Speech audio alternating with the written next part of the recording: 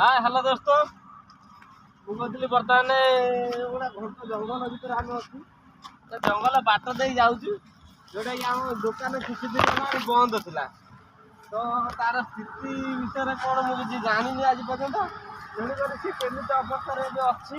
ଯେହେତୁ ଘର ଦୋକାନରେ ଥିଲି ବିଲବାଡ଼ି କାମ ଚାଲିଥିଲା ବାପା ମୁଁ ସବୁ ବିଲକୁ ପାଆନ୍ତି ଆଉ ମୁଁ ଘର ଦୋକାନରେ ରହେ ତ ଏବେ ମୁଁ ଯାଉଛି ଆମ ରୋଡ଼ ସାଇଡ଼ରେ ଯେଉଁ ଦୋକାନଟା ଥିଲା ନୂଆ ଦୋକାନ ଖୋଲା ହେଇଥିଲା ସେ ଦୋକାନଟାର ଅବସ୍ଥା କେମିତି ଅଛି ତ ସେଟା ଟିକେ ଦେଖିବା ଠିକ୍ ଅଛି ଆଉ ଦେଖିପାରୁଥିବେ ଯେଉଁ ଏଇଟା କୁହନ୍ତି କାଶତଣ୍ଡି ଫୁଲ ବୁଝିଲେ ଯେଉଁଟା କି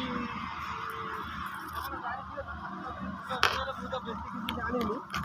ତଥାପି ଫୁଲର ଗୋଟେ ବଡ଼ ଇତିହାସ ଅଛି ଆପଣ ତ କେବେ ଦେଖିଛି ଠିକ୍ ଅଛି